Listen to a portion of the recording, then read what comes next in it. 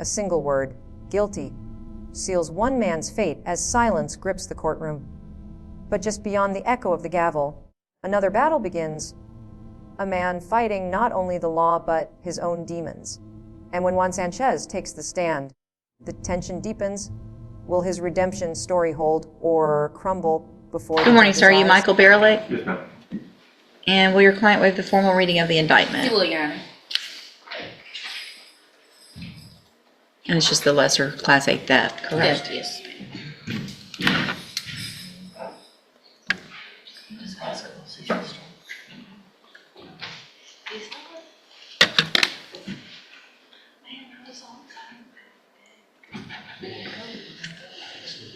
Mr. Barelick, in clause number 25, DCCR 0003, the state has elected to proceed on the lesser included offense of a Class A misdemeanor theft of property from June 24th of 2024. And how do you plead to that charge? Guilty.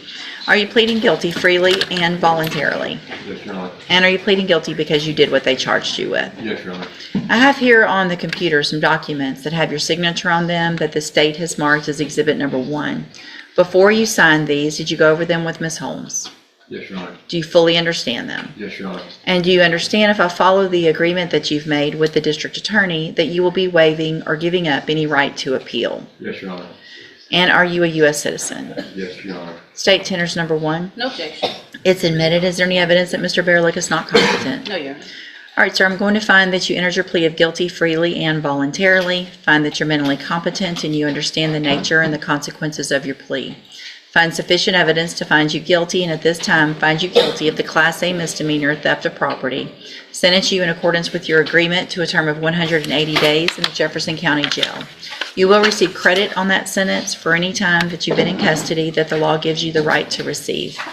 I'm handing you the trial court certification. That shows that this was an agreement that I followed, and so you've waived your right to appeal. Good luck to you, sir. Good morning, dear Juan Sanchez. Yes. And Mr. Sanchez is on probation in cause number 1830854 for the offense of driving while intoxicated, third or more. Was previously in court, entered pleas of true to counts 1, 2, and 3 in that motion to revoke his probation. And there was an unagreed, there was no deal, and I've received an updated pre-sentence report. Have you both had an opportunity to review that report? Yes, Your Honor. Yes, Your Honor, I have. And I have received some objections filed, comment and objections filed by Mr. Franklin. Mr. Nichols, does the state have any objections or corrections to the updated report? Not to the report, Your Honor. Okay. And so with regard to Mr. Franklin, specifically,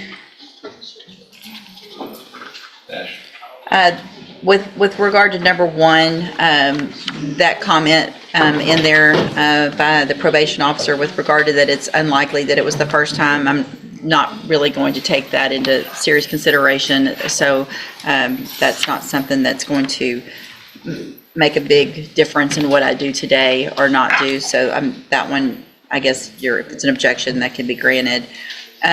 With regard to number 2, which has to do with a note in the records that you were able to look at with Officer LeBlanc asking whether or not a naturalized citizen based on their criminal history could still be potentially denaturalized and deported, and that has some type of race bias. That is also not something that is going to impact my decision, I think, as far as what I'm going to do in the case. I understand your position.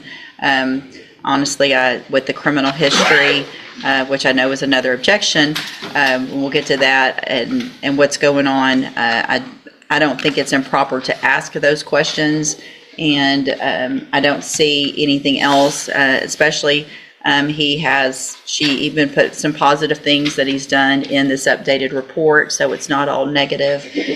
So I don't think there's a clear sign that there's some kind of racial prejudice or anything like that. So that's overruled.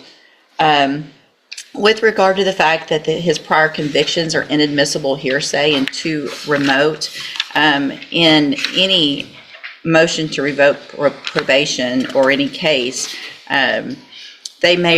prior offenses could potentially not be admissible for purposes of enhancement or sentencing in front of a jury, but as far as going into, especially when it's a driving while intoxicated, which requires prior offenses to get where we are, I think it is imperative on me to understand the criminal history, understand when those were, understand the remoteness of some of these, but it doesn't take away from the fact that you have to have those prior driving while intoxicated to get where we are now.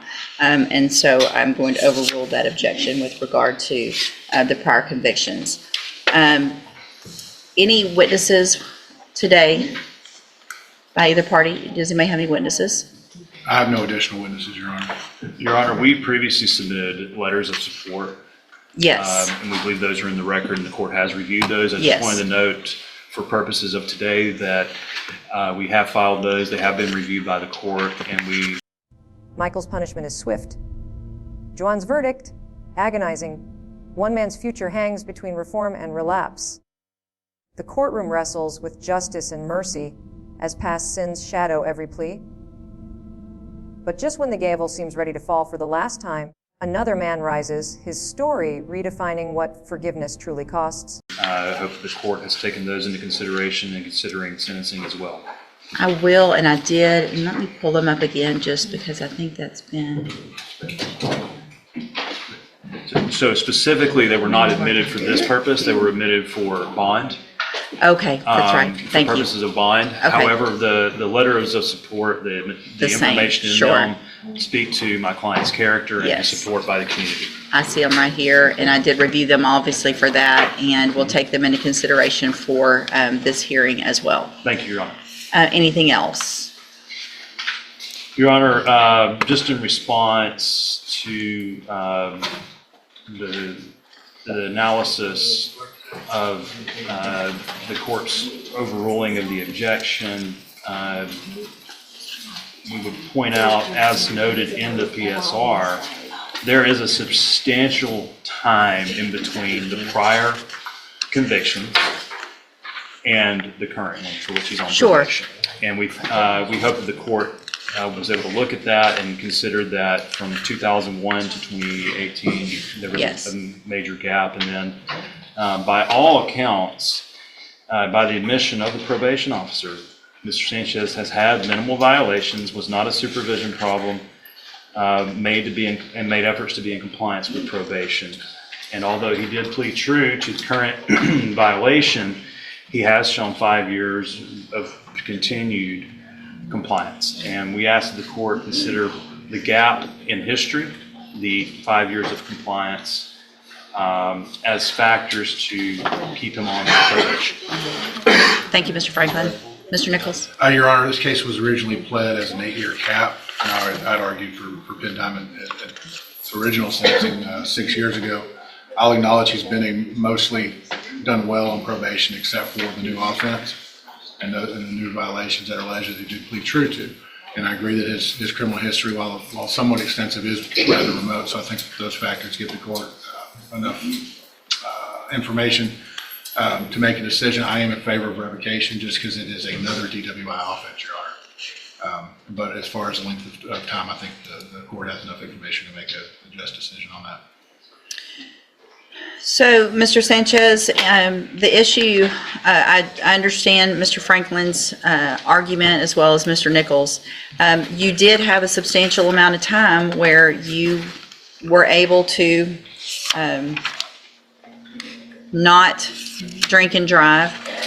The history is old, but then again, you started it up again, in my opinion. You got this DWI, so you had...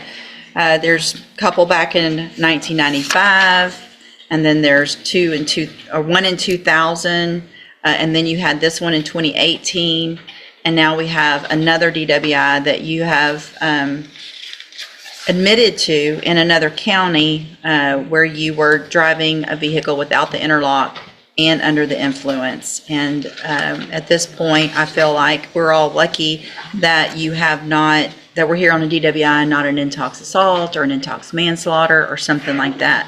At some point, you've got to figure it out. You're on probation for the same offense. So I'm not inclined, and I don't think it's in the best interest of the community for you to remain on probation. I'm going to find that you entered your pleas of true to counts 1, 2, and 3 freely and voluntarily. Find those counts true.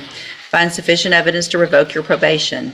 I am going to take some of the good things that you've done in the length of time into consideration. I had initially marked on this pre-sentence report that I should probably give you the full 10. Mr. Franklin makes some good arguments with regard to the length of time that you went without being in trouble. It looks like you did well with some things on probation, but the main thing, you didn't. And so at this time, I'm going to sentence you to a term of 7 years in the institutional division of the Texas Department of Corrections. You will receive credit on that sentence for any time that you've been in custody that the law gives you the right to receive. I am going to hand you a trial court certification. I need y'all to sign this real quick, Mr. Franklin, that shows that this was not an agreement, so you do have some rights to appeal. Once y'all sign that, I'll tear off that bottom copy for y'all if y'all signed at the bottom. I'm also going to hand you a written admonishment regarding your ineligibility to possess a firearm or ammunition. Because of the judgment entered against you, you're ineligible under Texas law to possess a firearm or ammunition. Possession of a firearm or ammunition could lead to charges against you. Firearm is a legal term, and you should read the written admonishment I provide you to see what devices qualify as a firearm. If you have questions about the laws that make you ineligible to possess a firearm or ammunition, or about how long that lasts, then you can talk to Mr. Franklin. And I'm going to go back. I'm not sure if I'd said it exactly properly. I am going to reassess your punishment because you were already assessed a 10-year term. Reassess that punishment at 7 years. And here's that firearm, Mr. Franklin. Thank you, Your Honor.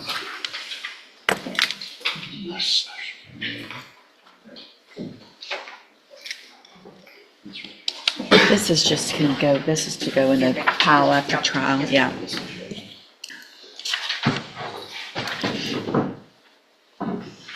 see. And the bottom 2 copies are y'all's if you want to tear those off. Okay. I think you pressed very hard, Judge. That's okay, as long as my signature came through, I'm okay, because I get the top 2 with his on it. Give me one more of those. There's 4. I'm so sorry. Nope, you're good. The courtroom pulses with quiet intensity, each verdict carrying the weight of broken promises and fleeting redemption. Michael Barrick speaks first, his tone steady, his guilt undeniable. Convicted of theft, he accepts 180 days in jail without resistance. His story ends quickly, leaving behind the faint echo of acceptance. Then steps in Juan Sanchez, a man once redeemed, now back where he swore he'd never return. Years of good conduct can't erase the shadow of his latest DWI.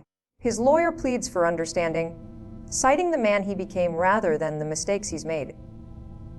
The prosecutor, however, reminds the court of the law's purpose: protection, not pity. The judge listens, her decision heavy with conflict. In the end, compassion gives way to accountability. Probation revoked 7 years in prison. Juan bows his head, silent but broken. Finally, Alfredo Gayton faces his truth, 7 DWI the prison terms, a life shackled by addiction and regret. His attorney describes a man punished more than helped, while the prosecutor admits the danger he poses to others. Alfredo's trembling voice speaks not of rebellion but fatigue. The judge looks at him, stern, yet human, and delivers an unexpected mercy: 10 years suspended, probation granted, 0 tolerance. One last chance to prove life can still change. 3 men, 3 outcomes, 1 courtroom bound by justice, mercy, and consequence. As the gavel falls for the final time, the judge's words linger like a prayer and a warning. Don't make me regret this. In that stillness, justice becomes something more, a fragile balance between punishment and grace.